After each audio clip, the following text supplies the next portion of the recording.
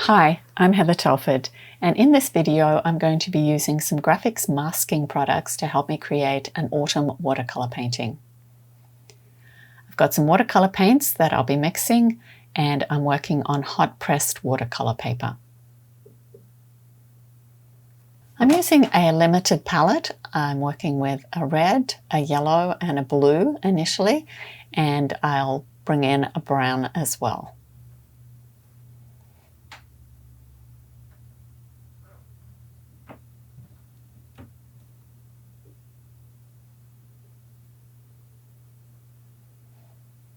I'm not doing any fancy designs with the paint. I just want to cover this panel of watercolor paper with autumn colors. I've sealed the edges with masking tape, so hopefully I'll get that nice white border if none of the watercolor paint seeps underneath. And I'm just going to create a random arrangement of color on the panel. I'm going to be mixing the red and the yellow, a little bit of blue, a little bit of brown to fill this panel with autumn pattern. I'm not thinking about where the leaves will be, that will come later.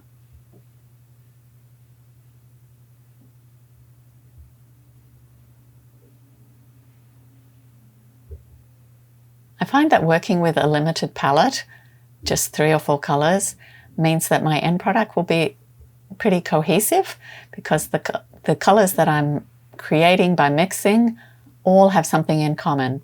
Now I did get more of a purple there than I wanted, so I added a little bit more yellow and created a green, and then a bit more red to create more of an orange.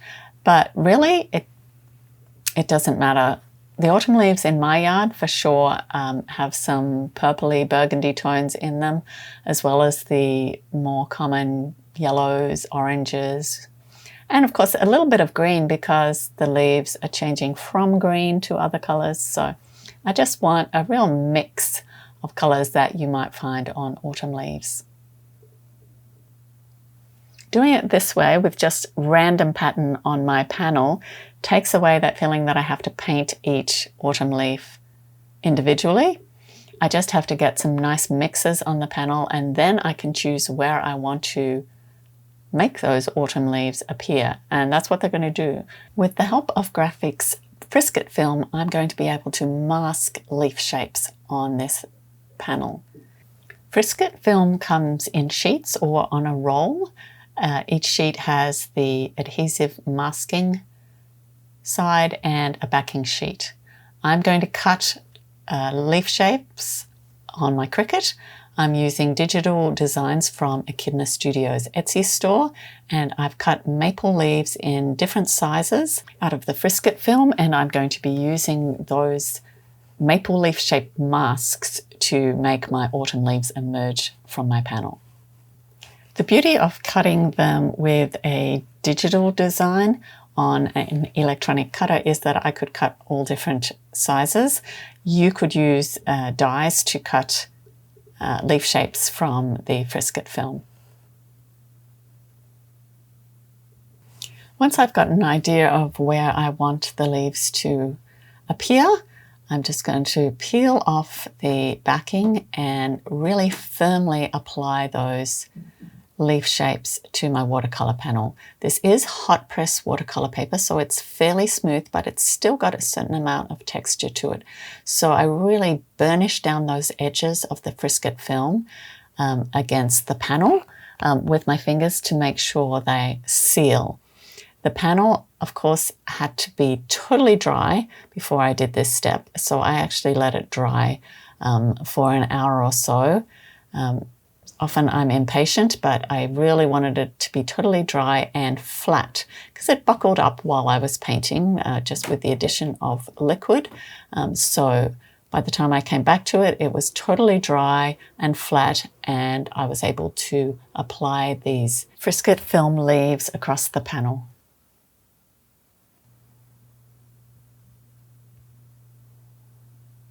Once I've applied all the leaves really firmly and carefully to mask that color underneath, I'm going to splatter on a bit of liquid frisket. The liquid frisket from Grafix is white, comes with an applicator tool, but because I'm just splattering this time, I'm going to use an old plastic paintbrush and get some uneven splatter over the panel.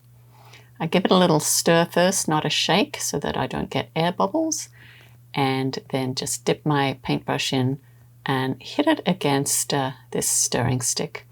I just want uneven dots of frisket all over the panel. They will land on the frisket film, that doesn't matter, that's coming off later anyway, but really I'm looking for them to land on those spaces in between to get some colored dots when I add a darker layer over the top. The frisket, the liquid frisket is white when it goes on, but then it dries a clear yellowy color, so you can't see it when it's dry in the video, but it's there. I let it dry totally, which is probably about 15 minutes, and then got ready to paint over the whole panel. I'm mixing up a blue with a little bit of brown, same blue I used before, same brown, to keep things cohesive, but I didn't want a bright blue to surround the autumn leaves. I wanted more of a muted blue, so that's why I added a bit of brown in. As you can see, I'm also not looking for a really thick, opaque covering of blue. I want the colors underneath to just shine through a little bit, the warmth of the autumn colors, but it's the leaves that are going to look really bold against that dark blue background.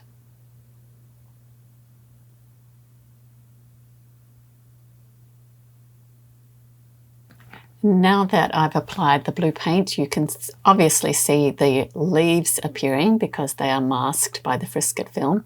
You can also see little dots here and there. That's the liquid frisket that's set and then masked the color underneath. Once again, I'm going to let everything dry before I move on to the next step.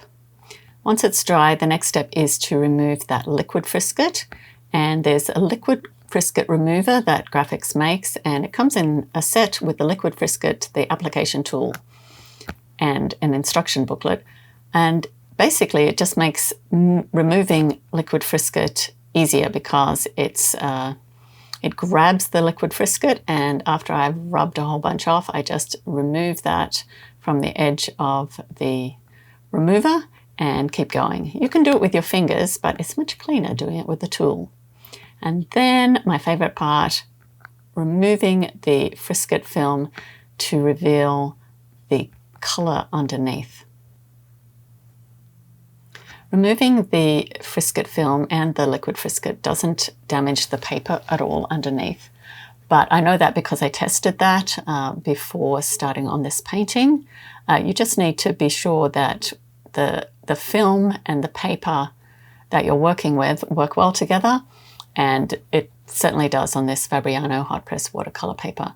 So I'm removing the leaves one at a time, and when there was a leaf overlapping another leaf, I'm just coming in with a little bit of blue ink before I remove the next bit of frisket to just apply a little bit of ink around that bit where they overlapped so that it will look like a shadow.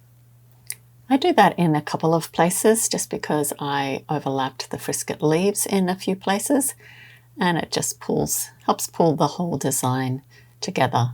You may be wondering about the orientation of this. It looks a bit like leaves are flying from left to right, but my plan is to actually turn the panel 90 degrees so that the leaves look like they are falling. That's what you'll see when I've finished.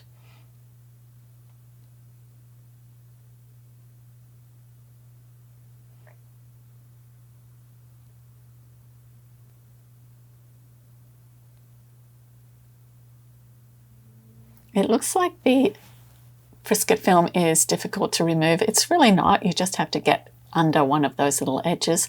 But I'm glad it's so firmly pressed down, because that's what has given me those really nice sharp edges of the maple leaves, because it didn't let any of that blue paint seep underneath. As I'm working on the Frisket film, some of it's tearing. That's not an issue. You can still get it all off. I don't reuse it. But as I'm getting some of it off, I feel where there are extra little bits of liquid Frisket. I just feel them with my fingers, so remove those with the tool.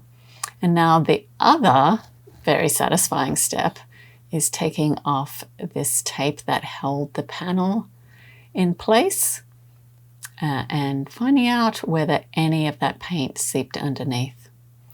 Good so far. And yes. I'd love to know if you give this a try. Leave a comment below.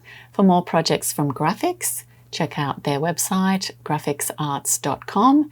And for more projects from me, check out heathertelford.com.